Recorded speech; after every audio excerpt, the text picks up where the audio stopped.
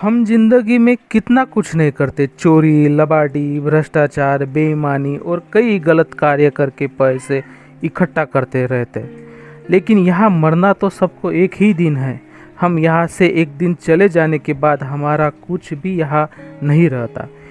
यहाँ रहता है तो सिर्फ हमारे किए हुए अच्छे बुरे कर्म, जिसे लोग हमें याद करते हैं। इस विषय पर हम आज एक प्रेरणादायक कथा सुनेंगे। एक पिता की एक मिडिल क्लास फैमिली के आदमी की कहानी सुनते हैं उनकी ही जुबानी। मैं हरिकेश टाकोड़े, आप सबका दोस्त, और यह आप सबका चाहता चैनल हरिकेश टाकोड़े ऑफिशियल, जिसे आप अभी देख रहे हैं। अगर आप हमारे चैनल पे पहली बार आए हैं तो प्लीज़ सब्सक्राइब कीजिए, लाइक और कमेंट कीजिए। अगर वीडियो अच्छा लगे तो प्लीज़ शेयर कीजिए।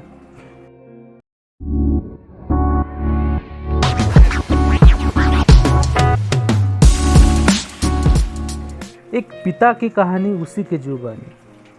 मेरा 7 वर्षीय बेटा दूसरी कक्षा में प्रवेश पा गया।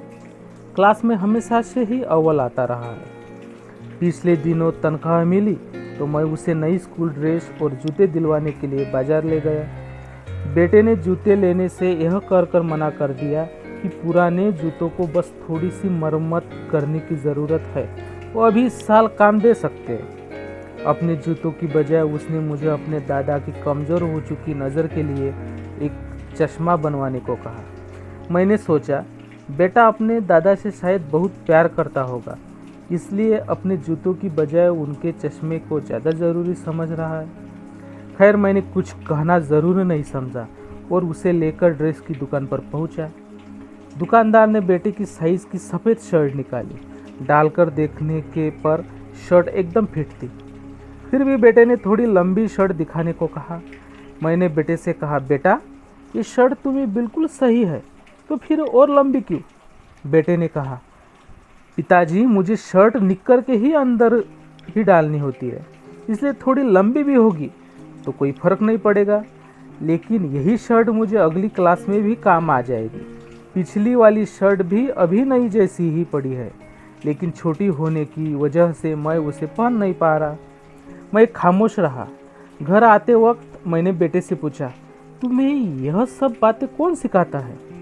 बेटे ने कहा, पिताजी मैं अक्सर देखता था कि कभी माँ अपनी साड़ी छोड़कर तो कभी आप अपने जूतों को छोड़कर हमेशा मेरी किताबों और कपड़ों पर पैसे खर्च कर दिया करते हैं। गली मोहल्ले में सब लोग कहते हैं कि आप बहुत ईमानदार आदमी हैं, और हमारे साथ वाले राजू के पापा को सब लोग चोर, कुत्ता, बेईमान, रिश्वतखोर और जाने क्या क्या कहते हैं, जबकि आप दोनों एक ही ऑफिस में काम करते हैं। जब सब लोग आपकी तारीफ़ करते हैं तो मुझे बहुत बड़ा अच्छा लगता है। मम्मी और दादाजी भी आपकी तारीफ़ करते हैं। पिताजी मैं चाहता हूँ कि मुझे कभी जीवन में नए कपड़े, नए जूते मिले या ना मिले, लेकिन कोई आपको चोर, बेईमान, रिश्वतखोर या कुत्ता न कहे। मैं आपकी ताकत बनना चाहता हूँ पिताजी, आपकी कमजोरी नहीं।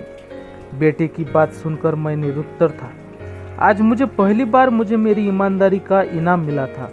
आज बहुत दिनों बाद